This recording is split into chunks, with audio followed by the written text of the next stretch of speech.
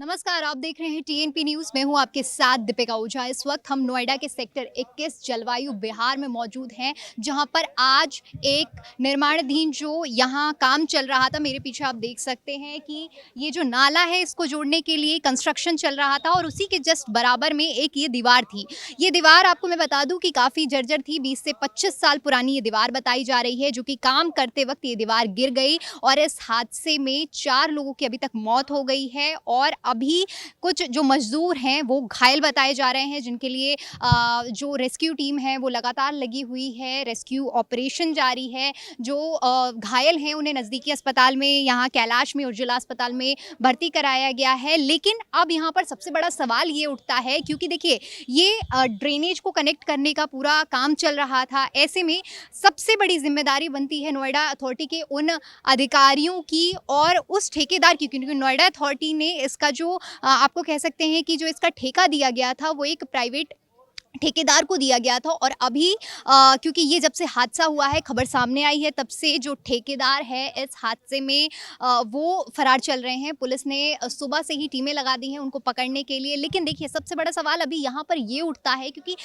इतना पुराना कंस्ट्रक्शन था और यहाँ पर ये दीवार इतनी पुरानी, और उसके बावजूद जब ये इस तरह कंस्ट्रक्शन हो रहा है तो आपको सबसे पहले इस चीज़ का ख्याल रखना चाहिए, क्योंकि देखिए मजदूर हैं, वो काम कर रहे हैं, उनकी ज़िंदगी इस तरह खतरे में डाली गई तो इसमें किसकी जवाबदेही बनती है।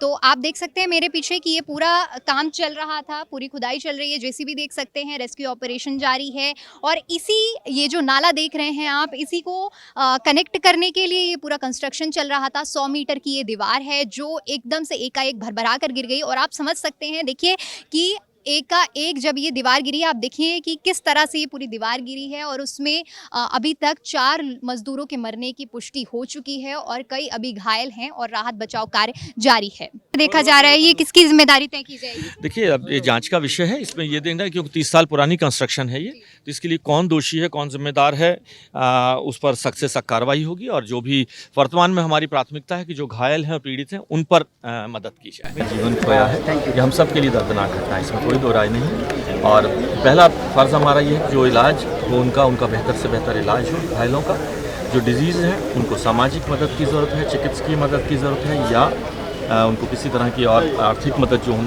कंपनसेशन के रूप में सरकार से हमने कहा है शासन प्रशासन नोएडा से कि अधिकतम इनको मदद दीजिए।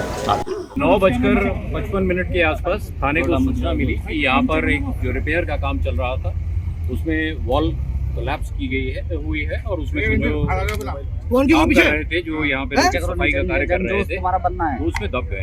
इस सूचना पर तत्काल ही पुलिस, एम्बुलेंस यहाँ पर रश की गई और फायर ब्रिगेड की जो हमारी स्पेशलाइज्ड टीम्स है उनको यहाँ पे रेस्क्यू के लिए रश किया गया।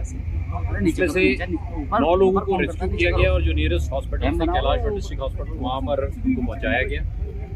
अनफॉर्चुनेटली उसमें से 4 लोग जो हैं वो मृत अवस्था में मिले और उनको भी मॉर्चुरी पहुंचाया गया है। अथॉरिटी की बाउंड्री से लगी हुई ड्रेन का रिपेयर का काम चल रहा था। जो बाउंड्री है वो जलवायु विहार की सोसाइटी की बाउंड्री वॉल है और पुरानी बनी सोसाइटी है जो ये कोऑपरेटिव सोसाइटी है, बाउंड्री के द्वारा स्वयं बनवाई गई।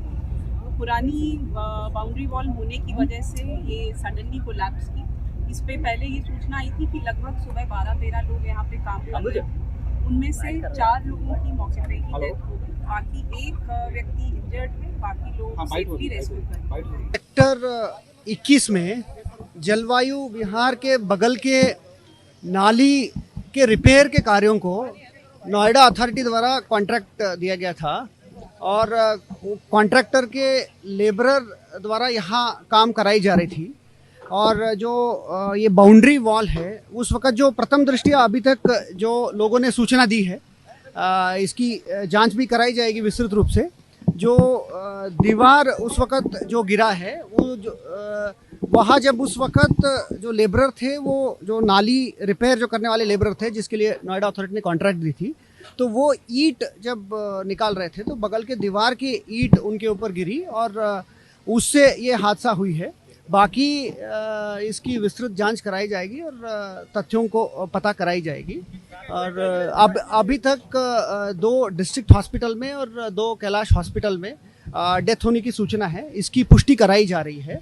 और बाकी यहाँ पर मौके पर रेस्क्यू ऑपरेशन जो आप देख सकते हैं कि तेज़ी गति से कार्य चल रही है और समस्त सूचनाओं को पुष्टि भी की जा रही है, क्योंकि अभी समस्त अधिकारीगण यहाँ मौके पर आकर जो रेस्क्यू ऑपरेशन है वो करते हुए जितने भी घायल लोग हैं उनको उपचार करने का कार्य कर रहे हैं। तो इस वक्त हमारे साथ नोएडा के डीसीपी हरीश चंदेल जी मौजूद हैं। चलिए इनसे बातचीत करते हैं और इस घटना के बारे में जानते हैं। सर, किस वक्त की घटना है ये मॉर्निंग 9:30 से 10 o'clock के बीच की बात है, जो हमें सूचना मिली थी और सूचना के बाद ही पुलिस पहुंची, तुरंत रेस्क्यू ऑपरेशन स्टार्ट कराया गया। इसमें 12 लोग जो है काम कर रहे थे, जिसमें से 5 लोगों की जो है वो दुर्घटना हुई, जिसमें 4 लोगों की डेथ हो गई है। एक व्यक्ति को जो है चोट लगी है, वो ठीक है, अभी उनका इलाज चल रहा है, बाकी बच गए।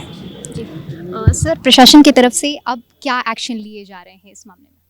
इसमें हम लोग घर वालों की तरफ से जो है तहरीर लेकर के अभियोग पंजीकृत करा रहे हैं और मुकदमे के आधार पर जो है सख्त कार्रवाई की जाएगी। कहा जा रहा है कि ये जो दीवार थी ये काफ़ी साल पुरानी है और काफ़ी ज़्यादा जर्जर थी, तो ऐसे में अथॉरिटी की तरफ से या जो ठेकेदार थे उनकी तरफ से इतनी बड़ी गलती कैसे हुई? ये जांच का विषय है। ये जब सोसाइटी बनी है, दीवार तभी से बनी हुई है और इसकी सिल्टिंग की सफाई का काम चलता रहता है।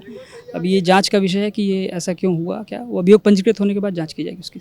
तो ये थे हमारे साथ नोएडा के डीसीपी, जिन्होंने हमें इस पूरे मुद्दे पर तमाम जानकारी दी। उनका कहना है कि इस मामले में पूरी कार्रवाई चल रही है और जो दोषी है उसको सज़ा दी जाएगी। कैमरामैन सनी महेश्वरी के साथ दीपिका ओझा, नोएडा।